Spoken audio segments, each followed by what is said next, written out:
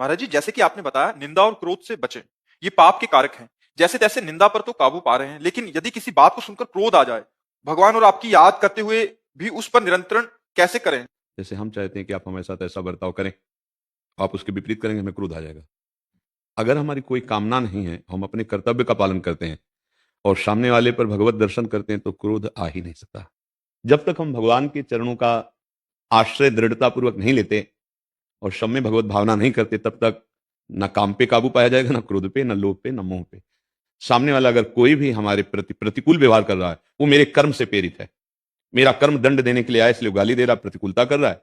मुझे अगर इस भाव को हृदय में धारण करने का सौभाग्य मिले कि मैं पवित्र हो रहा हूं और वो कड़वा बोल रहा है, मैं अपराध मुक्त हो रहा हूं। अगर मैंने कड़वा बोल दिया तो फिर वो अपराध बन जाएगा। हम कुछ सीमाएं हैं जिस तक तो हम सह सकते हैं। यदि हमारे कोई धर्म का नाश करने के लिए, यदि कोई हमारे गुरु की अवहेलना हमारे सामने कर रहा है, हमारे इष्ट की निंदा कर रहा है, फिर हम नहीं सहन करेंगे कि हम इतने तक तो क्षमा कर देंगे। इसके बाद हमारे गुरु का कोई अपमान कर, हम कहते क्षमा। धिक्कार हमारे जीवन को। हमारे इष्ट की कोई निंदा कर, हम कहते क्षमा है। हमारे राष्ट्र पे संकट आ रहा, हम कहते क्षमा। ऐसा नहीं, मतलब समझना, कहीं कहीं क्रोध भी क्षमा से ज्यादा फल देने वाला बन जाता है कि एक सीमा तक सहनशीलता है, इसके बाद अगर कोई उल्लंघन करता है तो कानून है, और या फिर उस समय अपने जीवन रक्षा के लिए हमें जो करना पड़ेगा वो हम कर सकते हैं सामर्थ्य के। क्योंकि एकदम क्षमा का उपदेश अगर सही ढंग से ना समझ में आया तो फिर अत्याचार का बढ़ावा भी हो सकता है जी। अब बेटे ने पूरी जमीन लिखवा ली पापा, और इसके बाद घर से बाहर कर दिया। अब इस ठोकर के बाद पूर्ति कहां से हो? अब वो न राम जप सकता है न कृष्ण जप सकता है, क्योंकि जीवन भर उसके लिए किया, उसको पाला पोषा, प्राणों की ताकत लगा दी, और अब उसी ने तिरस्कार कर दिया। वो उसी के मोह में फिर भी पागल, मरेगा तो उसी का चिंतन करके। इसलिए हमारी प्रार्थना, टिकाऊ पैर जमाओ, जो नाम प्रियो नाम जप करो और धर्म पूर्वक आचरण करो। अधर्म से कमाया हुआ धन तुम्हारे परिवार की बुद्धि बिगाड़ कर तुम्हें कष्ट देगा। लिख लो कागज में। धर्म से 100 रुपया लेके आओगे, पूरे परिवार के साथ बैठकर मुस्कुराते हुए नमक रोटी खाओगे, चैन से जी लोगे, चैन से सो जाओगे। बहुत ज्यादा पाप करोगे तो मर्सिडीज खरीदोगे और पूरे परिवार सहित उसी में बंद होगे और सो जाओगे। समझ गए? खिड़की नहीं खुलेगी, उसी में भुन जाओगे। देख लो संसार का खेल। अधर्म से चलोगे, हेलीकॉप्टर खरीद लोगे, ऊपर ही उड़ जाओगे। सच्ची ऊंचाई है धर्म पूर्वक चलना। पक्का समझ लो। ए भाई, ज्यादा मत उड़ो, धर्म से चलो, नाम जप करो, बुजुर्गों की सेवा करो, शास्त्र स्वाध्याय करो, तो तुम्हारे जीवन में शांति आ जाएगी। ये जो हमारी फिसलन है ना, जो भ्रम है, जो संशय है, जो क्लेश है, अशांति है, अगर रुपया मिटा दे कभी तो हमें बता देना। ये रुपया मिटाने वाला नहीं, ये भगवान मिटाने वाले। राम राम जपो, कृष्ण कृष्ण जपो, राधा राधा जपो, शराब मत पियो, दूसरी माता बहनों की तरफ गंदी दृष्टि से मत देखो, मांस मत खाओ, चोरी मत करो, जुआ मत खेलो, और धर्म से चलो। देखो मुस्कुराते मिलोगे आप। कोटा कहीं होगा जहां बच्चे पढ़ते हैं, और ये हम सार्वजनिक रूप से बहुत बार प्रार्थना की है कि बच्चों से मित्रवत व्यवहार करें। फेल हो गया तो उसको डांटो मत, उसको आंतरिक शब्दों का टॉर्चर मत करो। कोई बात नहीं, हम और कमाएंगे और आपको पढ़ाएंगे, आप अगला प्रयास करना कि फेल ना हो। तो हम अगर अपने बच्चों को इतना साहस दें तो शायद ये जो घटनाएं घटती हैं इनसे बचत हो जाए। जिन्होंने कोटा वाला प्रश्न किया था वो आज तक के न्यूज रिपोर्टर थे। वो हमें अवगत करा रहे थे कि 16 साल से नीचे की जो भी बच्चे हैं वो कोचिंग सेंटर में अभी उनका एडमिशन नहीं होगा, क्योंकि छोटे बच्चे हैं, पढ़ाई का इतना दबाव हो जाता है कि वो ऐसी हरकत कर लेते हैं। तो अगर करते हैं, कोई कोचिंग सेंटर उनका एडमिशन करता है तो 1 लाख तक का जुर्माना होगा, और एकदम बैन कर दिया भारत सरकार ने। और अध्यात्म की भी शिक्षा का विधान, जो अपने यहाँ 2 अधिकारी आए थे, मंत्री, हमारी उच्च शिक्षा मंत्री और माध्यम, इन दोनों से यही प्रार्थना की थी कि हमारी नवीन पीढ़ी को बचाया जाए उनकी शिक्षा में। तो हमें लगता है कि अगर विद्यालयों में थोड़ी देर के लिए ये आध्यात्मिक शिक्षा दी जाए तो बहुत परिवर्तन हो। हमारी तो एक वृंदावन की निष्ठा है और दूसरा शरीर स्वस्थ है। नहीं तो हमारे मन में उमंग होती कि अगर हम हर स्कूल में जाकर और 10 मिनट समय मांगे और अपने बच्चों से मित्रवत बात करके उनको समझाएं तो बड़ा परिवर्तन हो। जो कितना बड़ा प्रवाह माया का, किसी को ये ज्ञान नहीं हो रहा यहां से जाना है, किसी को समझ में नहीं आ रहा कि यहां से कुछ नहीं ले जाना है। जल्दी ये समझ में नहीं आ रहा कि मैं आया किस लिए हूं, मुझे करना क्या है, मैं हूं कौन, मेरा है कौन, मेरा लक्ष्य क्या है, और बहे चले जा रहे, प्रवाह में बहे चले जा रहे। बड़े भाग्यशाली हैं जिनको इन प्रश्नों ने प्रवाह से रोक दिया। अब मुझे नहीं बहना, मैं कौन हूं, मेरा उद्देश्य क्या है। आखिरकार अभी फिर शरीर छूट जाएगा कुछ वर्षों के अंतर्गत, फिर किसी नए शरीर में, ये कब तक चलता रहेगा। मुझे परमात्मा प्राप्ति करनी है। तब वो संतों की शरण में जाता है, गुरुजनों की शरण में जाता है, तब साधना मिलती है, उसी साधना से सब चाहों का नाश करके, कोई चाह नहीं, अचाह जो अपना स्वरूप है, अचाह है, जो भगवत साक्षात्कार की स्थिति, अचाह, कोई चाह नहीं, कोई न शुभ न अशुभ, न सत न असत, कोई चाह नहीं। हे हरि, वो आपका घर है हृदय, जिस हृदय में कोई चाह नहीं है, जा ही न चाही कबहु कर, यही संत की स्थिति होती है। चाह मिटी, चिंता मिटी, मनुआ बेपरवाह, जिनको कछु न चाहिए वो साहन के साह ले। हाँ, जिसने चाह मिटा दी, चाहे वो गृहस्थ हो चाहे विरक्त हो, महात्मा ही है। चाह मिट जाए तो गुरुजनों की कृपा से प्राप्त ज्ञान, प्राप्त साधना से चाह मिटा दी जाती है। बहुत से मार्ग हैं, पर सबका उद्देश्य है संसार की स्मृति को छोड़कर भगवत स्मृति, आत्मस्वरूप में स्थित होना, गुरुदेव प्रदत्त मार्ग में स्थिति, बस मुक्त हो गए। गुरुजी, हर मनुष्य को अपने जीवन में सफल होना है। यदि हम निरंतर नाम जप का अभ्यास करते हैं तो सफलता का मार्ग आसानी से खुल जाएगा महाराज। पक्का, बिना नाम जप के खुलेगा ही नहीं। चाहे जितना उपाय कर लो, तुम रुपया जमा कर सकते हो, तुम बड़े भारी पदाधिकारी हो सकते हो, तुम बढ़िया मकान बना सकते हो, तुम महंगी गाड़ी खरीद सकते हो, 4 लोग तुम्हारी वाह वाह करेंगे, लेकिन आयु पूरी होने के बाद न मकान जाएगा, न गाड़ी जाएगी, न बैंक बैलेंस जाएगा, न पत्नी, न पुत्र, न परिवार और न शरीर। अब क्या बचा आपके पास? सफलता हाथ में क्या लगी? कुछ नहीं, 0 बटा 0। नाम जब जितना होगा, ये शुभ अशुभ दोनों का विनाश करके भागवतिक मार्ग को प्रकाशित कर देगा। आज तक जितने भी संत महात्मा हुए हैं, सब भजन करने वालों में ही प्रकाश हुआ है, बातें बनाने से नहीं होता। बिना भजन के न भव समुद्र से तरा जा सकता है और न भगवत प्रेम हो सकता है। पानी के मथने से भले घी आ जाए, बालू के पेरने से तेल हो जाए, असंभव। बोले असंभव में भी संभव हो सकता है, लेकिन अगर भजन नहीं है तो भाव से नहीं तर सकता। जो परम सफलता है, लौकिक पारलौकिक आध्यात्मिक बाह्य, सब सफलता नाम में छुपी हुई। जो जितना नाम जप करेगा उतने ही वो परमानंद को प्राप्त होगा, पक्का। ये सब शास्त्र सम्मत और हृदय सम्मत बात कह रहा हूं। नाम परम धन है, परम जीवन है, परम ज्ञान है, परम पवित्र है। स्वयं भगवान अपने नाम की महिमा का बखान नहीं कर सकते। अमोघ शक्ति, अपार सामर्थ्य, अपार सुख नाम में है, पर नाम पहले पापों को नष्ट करता है। इसलिए धैर्य पूर्वक नाम जप करे, हृदय जलेगा, मन नहीं लगेगा, गंदी बातें आएंगी नाम जप करने पर, तो आपको लगेगा पहले ऐसा नहीं आता था, नहीं आता था, क्योंकि पहले स्टॉक जमा हो रहा था। अब नाम जप कर सब डिलीट हो रहा है, सब हट रहा है, तो तुम्हारे सामने आ रहा है। विचलित मत होना, फिर आगे देखना कितना आनंद आता है। महाराज जी, मुझे मेरे क्रोध पर निरंतर नहीं रहता, मैं हमेशा सबकी मदद करता हूँ, या ये कहूँ कि लोग हमेशा मेरा फायदा उठाते हैं। पहली बात तो आप अहंकार के बैठे हो, मैं सबकी मदद करता हूँ। तुम्हें है क्या जो तुम मदद कर सकते हो? क्या है तुम्हें मदद कर सकते हो? न तुम्हारे में बुद्धि है, न बल है, न इतने बड़े धनी हो, कुबेर का खजाना तो है नहीं, और बुद्धिमान ब्रह्मा वाली बुद्धि तो है नहीं, तो आप क्या मदद कर सकते हो? किसी की क्या मदद कर सकते हो? व्यर्थ का अभिमान क्यों रखते हो? भगवान कृपा करके यदि किसी को 1 लोटा पानी तुमसे पिलवा रहे हैं, तो इस बात को ऐसे क्यों नहीं देखते हो कि भगवान कृपा करके इन रूपों में मेरी सेवा स्वीकार कर रहे हैं, मैं मदद, इसीलिए तो तुम्हें क्रोध आ रहा है। तुम ये कामना किए बैठे हो कि मैं दूसरों की सेवा करता हूं और दूसरे मेरी बात नहीं मानते, मेरी ये सेवा नहीं हुई। तुम उनसे सम्मान चाहते हो। हमने तुमको पानी पिलाया, तुम्हें प्रणाम करो, हमारी बात मानो, हमारे अनुकूल चलो, इसे सेवा थोड़ी कहते हैं। सेवा कहते हैं नेकी कर दरिया में डाल। सेवा कर दी, तुम गाली भी दोगे तो हमें स्वीकार है। तुमने जल पी लिया, आनंद से तुम मस्त रहो, हमें गाली दोगे कोई परेशानी नहीं, इसे कहते सेवा। सेवा करके सामने वाले को झुकाने की बात आना, उसे सेवा नहीं कहते। पहली बात, गलत हो आप, तभी आपके अंदर क्रोध आता है। यदि आप गलत नहीं होगे तो आपके अंदर क्रोध नहीं आएगा।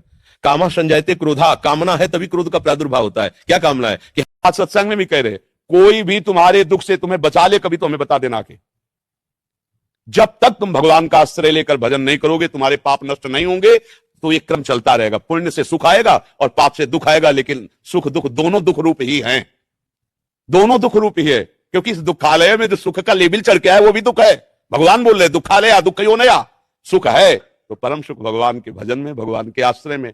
नाम जप करो, तुम्हें कहीं भागने की जरूरत नहीं, किसी से आशीर्वाद मांगने की जरूरत नहीं, सारे आशीर्वाद आपके पास आ जाएंगे अपने आप। जाकर जा पर कृपा राम की हुई, ता पर कृपा करे सब। और भजन न करो, तुम सोचो हम करेंगे दुराचार, हम करेंगे मनमानी बेविचार, और कुछ 1 2 लाख महात्मा दे देंगे वो हमारी रक्षा कर ले, कुछ चले होले वाला। हमारी बात पक्की समझ लो। हाँ, तुम स्वयं राम राम जपो, कृष्ण कृष्ण जपो, किसी से आशीर्वाद की जरूरत नहीं, सब मिल जाएगा। विश्वास मान लो, आप विश्वास मान लो, केवल विश्वास की बात कह रहे हैं।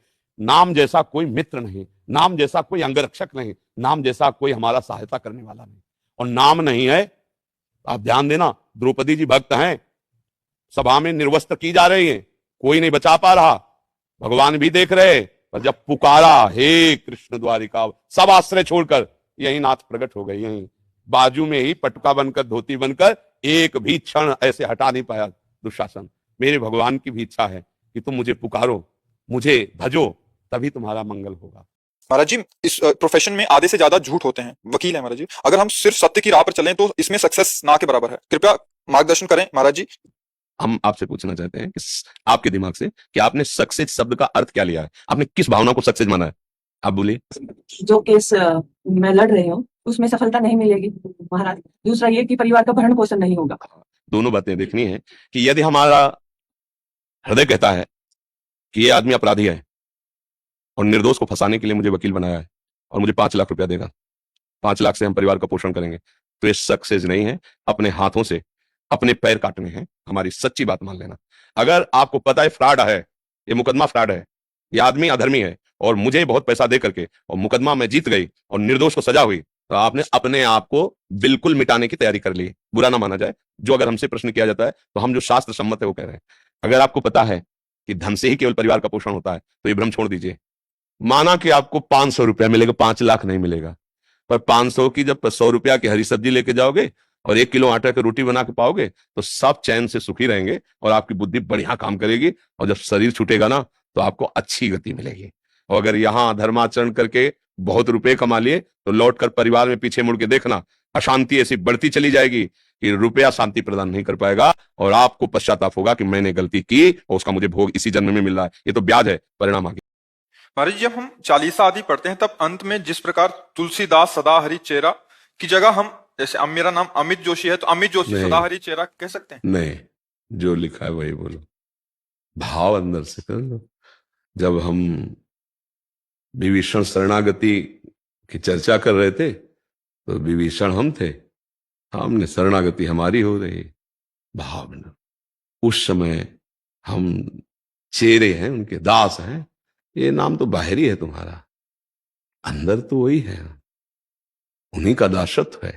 तो उस समय तुलसीदास जी जैसे भाव से कह रहे हैं, तुलसीदास सदा हरि चेरा, ऐसे मेरा भी स्वरूप जो तुलसीदास जी का स्वरूप वही मेरा स्वरूप है। उस समय मैं तन्मय हो गया और उसी भाव में अलग से नाम ने छाप उन्हीं की जिन्होंने लिखा है, छाप नहीं बदलनी है। नहीं, वो एक तरह से वो अपराध है। जिसका पद है उसी की छाप होनी चाहिए। तुम अपनी छाप कैसे लगा सकते हो? जिसकी रचना है उसी की छाप होनी चाहिए। चोरी हो जाएगी, ये अपराध बन जाएगा। जिसकी बात है उसी की बात करो। पूज्य बाबा ने अमुक बात कही है, पूज्य अमुक संत ने अमुक बात कही है, उसकी छाप लगाओ। उनकी बात है, उनकी बात हम सामने रख रहे हैं। तुलसीदास सदा हरि चेरा, कीजय नाथ हृदय में डेरा। उस समय तुलसीदास हम बन गए, हमारा भाव उसी दासत्व में आ गया, कीजय नाथ हृदय में डेरा। छाप नहीं बदलनी कि हम अपना नाम बदल दें, ठीक है? भगवान कभी अपने भक्त को दुख देते हैं क्या? कभी नहीं देते। आप ध्यान रखना, भक्त को जो बाहरी दुख दिखाई दे रहा है वो ऐसे है जैसे कुम्हार अपनी मटकी को सीधा करने के लिए नहीं करता। मेरे से डॉक्टर के कहने से गर्भ हत्या हो गई थी। महाराज जी मैं पापी हूँ, व्यभिचारी हूँ, मेरे कर्म प्रेत योनि के बन गए। भ्रूण हत्या, गर्भ हत्या ये बहुत बड़ी हत्या मानी जाती है। पीसी के कारण हृदय जलता रहता, फिर संतानें होती तो फिर वो पादुका का प्रहार करती उन्हीं माता पिता पे, क्योंकि कर्म भोगने। तो सोचो कैसी माँ है। मैं तो यही समझ में नहीं आता, तुम्हारे आंगन में बच्चा खेलता हो, कोई एक थप्पड़ मारे तो बर्दाश्त नहीं होगा, कूद पड़ोगी। और तुम्हारे उदर रूपी आंगन पे जो केवल तुमसे सुरक्षित, तुम कैसे राजी हो गए? कैसे अपने उस उदर में विराजमान अपने लाडले की हत्या कराने की सोच ली? चाहे वो लड़की हो चाहे लड़का हो, वो तुम्हारे आश्रित है। बोले डॉक्टर ने कहा था कि इसका जो ब्रेन है वो कमजोर है, इसलिए हटा दो। हमने हटा दिया। और उस डॉक्टर को भी नरक मिलेगा और उस माता पिता को। मान लो हम कह रहे पागल संतान की, तो तुम्हारे कर्म से उसका भी कर्म आने दो। सृष्टि में कर्म का निराकरण हो जाएगा, वो अपना भोग भोग लेगा, आप भी उसके संयोग से जलेंगे, कष्ट सहेंगे, आपका पाप नष्ट हो जाएगा। तो मुक्त होने का रास्ता बन गया गर्भस्थ शिशु की हत्या करने का। आज का जो समय चला है ना, बहुत ही निकृष्ट भावना से चला है। बोले फिर क्या करे, इतनी जनसंख्या बढ़ जाएगी। तो मूर्खो, संयम से क्यों ना चलो? संयम नियम है, उनके अनुसार चलो। जरूरी है पशुवत आचरण करो, जरूरी है ऐसे महापाप करो? संयम में रहो, ब्रह्मचर्य धारण करो। बड़ी बुद्धि खराब। इसीलिए हम कहते हैं भगवान की प्राप्ति के लिए या मोक्ष प्राप्ति के लिए ना सही, कम से कम सही जीवन जीने के लिए तो सत्संग सुन लो। लोग कितने भ्रम में रहते हैं। मान लो हम कह रहे 5,000 करोड़ रुपया तुम्हारे नाम जमा हो गया, तुमने अरबों का महल खड़ा कर लिया और सारा संसार तुमने सलूट मारा, लेकिन मरोगे तब न सलूट जाएगी तुम, ऐसा ना वो रुपया जाएगा न मकान जाएगा। अब तुम खाली के खाली हो ना, तो ठगे गए ना। अच्छा, राधा राधा राधा राधा, और जैसे श्री जी रख रहे, और जब चलेंगे ना तो हमारे पास ये बैंक बैलेंस है, राधा राधा राधा। अब जहां भी जाएंगे तहां चकाचक है, क्योंकि हमारे पास बैंक बैलेंस है। परम धन राधा नाम आधार, हमारे पास परम धन है। हम खाली हाथ नहीं जाएंगे, हाँ हम धन लेकर के यहां से। तो जब इस धन के लिए चलोगे तो फिर ये धन तो फिर छूटेगा या छुड़ाया जाएगा, क्योंकि इसको अंदर से अगर प्यार करोगे तो फिर राधा राधा बोल नहीं पाओगे। महर्षि, कृपा और कर्म में क्या अंतर है? क्या एक पाप कर्म करने वाले पर भी कृपा हो सकती है, और क्या वह भक्ति मार्ग में आ सकता है? हो सकती है, आ सकता है, आ गए हैं और आते रहेंगे, क्योंकि सबसे पाप बनते हैं। कोई ऐसा नहीं है कि यहाँ निष्पाप हो। इस शरीर की रचना ही शुभ और अशुभ दोनों कर्मों के मिश्रित हुई है, तो दोनों संस्कार इसके अंदर है। तो अगर सुमति हुई तो पुण्य कर्म बनने शुरू हो जाते हैं, कुमति बढ़ गई तो पाप कर्म बनने शुरू हो जाते हैं। लेकिन कृपा किस पर कब कैसे हो जाए इसका कोई विधान नहीं है। इसलिए सबको चांस है भगवत प्राप्ति का, अंतिम श्वास तक चांस है भगवत प्राप्ति का। ये इतना मानव देह में भगवान कृपा की कि जब जो चाहे वो भगवत प्राप्ति कर सकता है। जो हिंसा करने वाले, व्यभिचार करने वाले, नाना प्रकार के असत आचरण करने वाले, जब उनको भगवत कृपा से साधु समागम मिला और वो चल पड़े तो बड़े बड़े महात्मा बन गए। जो हमें बुद्धि बल मिला है उसके अनुसार हम कर्म करते हैं। कर्म दो प्रकार के होते हैं, शुभ और अशुभ। इन्हीं के द्वारा पूरा संसार बंधा हुआ है। लेकिन कृपा किसी पर भी हो सकती है। संत समागम ये हरि कृपा से मिला। वृंदावन धाम आए ये लाडली जी की कृपा से। नाम जप हो रहा ये कृपा से। सतमार्ग में चल रहे कृपा से। हृदय में आया भगवत प्राप्ति करना है कृपा से। ये मानव देह मिला कृपा से। अब ये कृपा कब कहां कैसे किस पर हो जाए इसका कोई विधान नहीं है। लेकिन कृपा एक अलग क्षेत्र है। वो जब होगी तो शुभ अशुभ से उठा देगी, शुभ अशुभ से ऊंचे उठा, शुभ अशुभ को मिटा देगी, भगवत प्राप्ति करा देगी। कोई एक सृष्टि में आदमी ऐसा लाओ ढूंढ के जो प्रॉब्लम रहित हो। एक आदमी पूरी सृष्टि में, अगर वो है भगवान का दास होगा, दूसरा नहीं होगा। चाह मिटी चिंता मिटी, मनुआ बेपरवाह, जिनको कछु न चाहिए उस शाहन के साथ। भगवान का दास होगा, अलमस्त पड़ा है, लंगोटी में है तो जय जय, और खुम महलों में बैठा है तो जय जय। उसको भगवान के आश्रित है। अपने लोग अहंकार से जीवित है इसलिए समस्याएं हैं। अहंकार को भगवान के चरणों में समर्पित कर दो। जैसे सिंह के किए हुए शिकार को दूसरा कोई दृष्टि भी नहीं डाल सकता, भेड़िया आदि, ऐसे ही काल के द्वारा शिकार किए हुए हम सब जीव हैं, कोई दूसरा नहीं बचा सकता। एक काल का भी महाकाल हरि है, वो केवल हमें बचा सकता। इनमें से किसी एक का प्रवेश हो गया तो सर्वनाश कर देगा कलयुग। बुद्धि ही काम नहीं करेगी। प्रधान स्थान मदिरापान, परिस्त्री गमन, मांस खाना, जुआ खेलना, चोरी करना, ये 5 स्थान इसके प्रधान बड़े ऑफिस हैं। छोटे छोटे तो बहुत से ऐसे बर्ताव जीवन में कर रहे हैं पशुवत। शौचालय में गए, कपड़ा सब पहने, बूट पहने हुए, शौच हुए, उठे चल दिए। कोई अपवित्रता कि कहीं कहीं तो जल का ही प्रयोग नहीं होता हो, टिश्यू पेपर। अब आप बताओ कहां कलयुग की कमी रह जाएगी, पूरी बुद्धि भ्रष्ट हो जाएगी। पवित्रता का नाम नहीं रह गया, बिल्कुल ज्ञान शून्य पशुवत आचरण। बुरा लगेगा लोगों को कि ऐसा कह रहे हैं, पर हम चाहते हैं तो सुधर जाओ, तुम्हारा मंगल हो जाए। जब तुम्हारा शरीर की चेष्टाएं पवित्र नहीं, विचार पवित्र नहीं, तो तुम परम पवित्र भगवान का स्मरण कैसे कर सकते हो।